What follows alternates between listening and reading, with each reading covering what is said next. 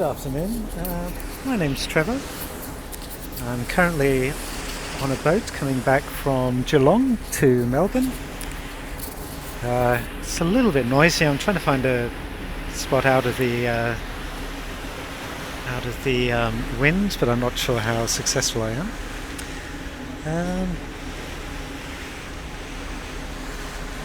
It's a pretty nice day actually. It's a little bit chilly, but it's pretty good.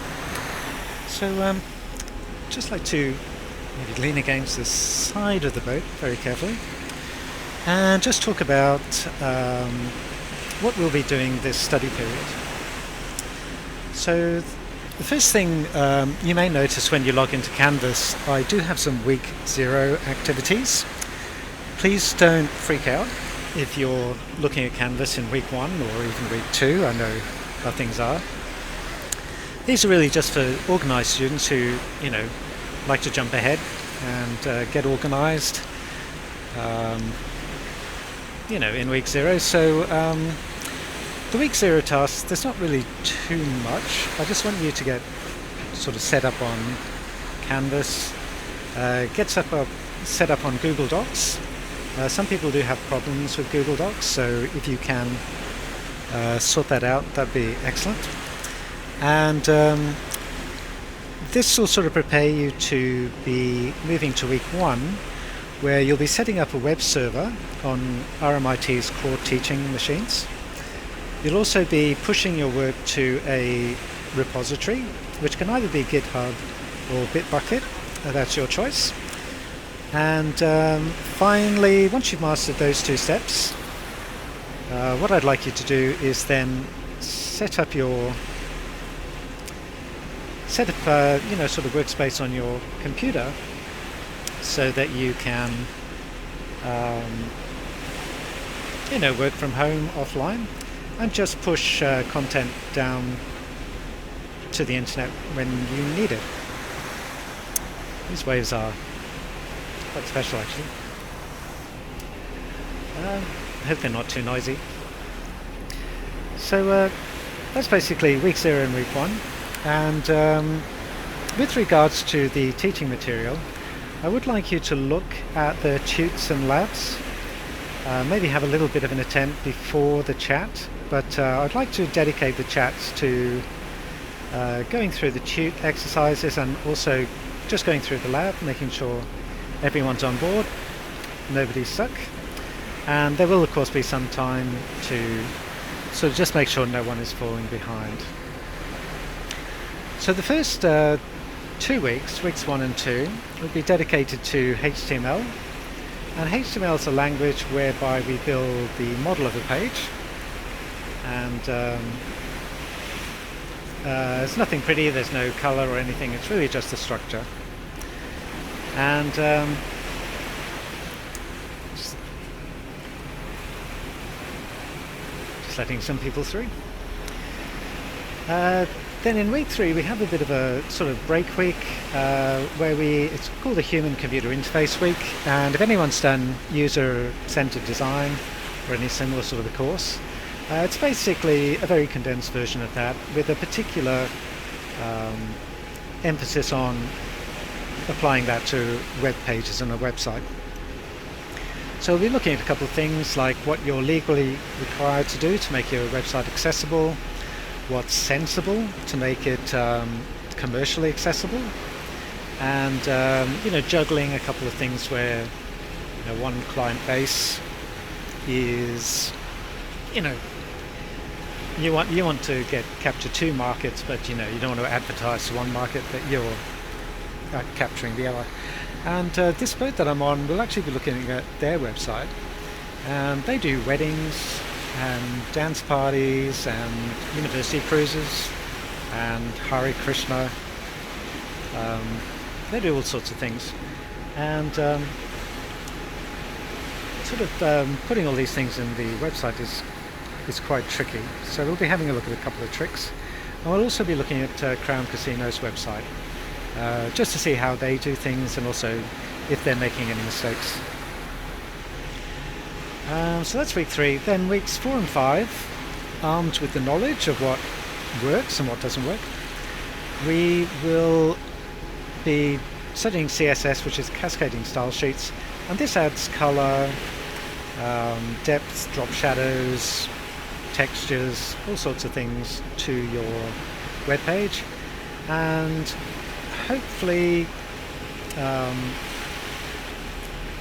I forgot to mention, there's an assignment due in week 3. I'll talk about the assignments later. I'll just keep talking about the weeks. So CSS takes us up to weeks 4 and 5. And then what you'll have is a pretty web page that doesn't do anything. So the next 2 weeks, weeks 6 and 7, are dedicated to JavaScript, which for our purposes will be a client-side programming language, which means that it runs on the client-side machine. And so that means it's interactive. The user can interact with the script, and it can do some cool things, but it can also do some pre-checking of any form data that's sent off to the server. As much as possible, we want to protect the server from any frivolous requests. So if we can get the client's machine to check the form first, we're actually saving the server from having to do that job, or basically having to do that job and telling the client that they've done it wrong. 99% of the time, the server has to do that job, but 99% of the time, it'll be fine. So, so that's weeks 6 and 7, and then finally the last 4 weeks, 8, 9, 10, 11, or the last sort of study material weeks, that will be focused on PHP, which is a server-side language. And the first thing we'll be doing is receiving post data, making sure it's fine, and then putting it into the memory space of the server, so we want to make sure it's fine. And then finally, we want to store any bookings the client's made into a spreadsheet. We would use a database. We don't have databases plugged up to the core teaching machine, so I'm going to use a database instead. It's getting a little bit rocky out here now.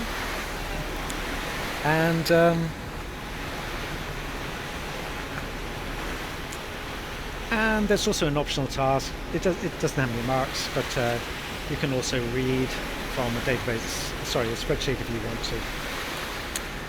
So that's week 11, and then week 12, there'll be a bit of PHP material, but it's more focused on how to configure your web server if you have a real one. And then week 12 and the last bit of week 12 and week 13 will basically be revising the course material, going through the exam, which I'll give you in week 12, and we'll go through student answers in week 13. And hopefully at the end of that, you'll be all set to go to your exam in week 14. That's the plan. So we'll talk about the assignments now. So the first assignment is just a really small assignment. It's worth 5 marks. And it's basically just checking to see that you've set up your web server and Git repository, and also that you've had a bit of a play with a template website, put your name, your hobbies and things like that in it, and also just check to see if there's any bad code that you need to get rid of. So just some fairly easy 5 marks, which I'm hoping everyone will have done by the end of week 3. Then the next assignment, which is assignment 2, that's worth 15 marks, and that's really focused on HTML and CSS. And so what this will be a imaginary client, a cinema business, and stage 1, assignment 2, is to basically get something that looks pretty but doesn't particularly do anything. Then assignment 3 will have a very strong JavaScript focus. You'll be building a form from HTML, and you'll be sort of wiring it up, making sure that it behaves well, and also doesn't send off any dud data to the server. So that's basically assignment 3. That's due in week 9. And then finally, the PHP component, which is worth 15 marks. That'll be receiving the post data, making sure it's okay, and putting that in the spreadsheet and getting the client a tax invoice or a receipt. I'm going to call it a tax invoice because I want to see GST. So that's basically the course and the assignments. If you need an extension, I have a link to a Google form on every assignment header in Canvas, and please fill it in. I'm allowed to give you 7 days. Just be aware if you use those 7 days early that you'll have to catch those days up, but please don't say, oh, I hate this course, the assignment's too hard, everyone needs a 3-day extension. Just ask for a 3-day extension for yourself and I'll probably grant you that.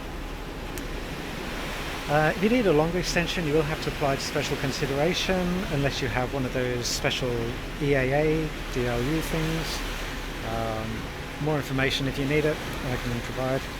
And yeah, hopefully everyone should be able to finish within the strict assignment period, if not the extended assignment period. And now one more thing is, when you do get into Canvas, you'll probably notice that there's no PowerPoint and there's no PDFs and there's no Word documents. That's because I have all of my assignments and tutes and labs material in Google Drive.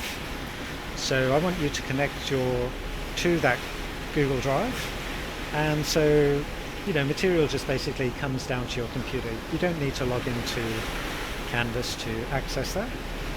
You can still log into Canvas and access that. I'll show you how to do that as well, but you can basically get it both ways. And also the actual lectures is a giant website,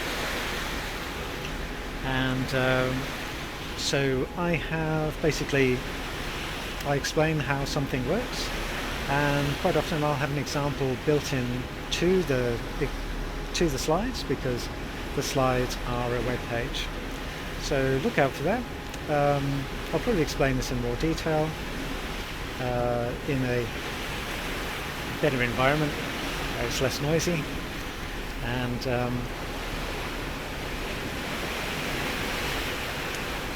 this is really rocky now. This is really fun, actually. And so where was I before the ship goes down? So the examples are built into the website. You can do a search, and of course if you see anything in the website, the lecture's website, you like, you can just right click, inspect the element, and grab the code, break it apart, see how it works, put it back together again, see if it still works. And that's what is it, analysis and synthesis in Bloom's taxonomy, and of course be creative. That's the final branch there. So anyway, I'll see how the noise quality is in this thing. I might have to redub this whole thing, so it's like one of those Chinese movies with English speaking people. So bid you adieu, and see you very soon.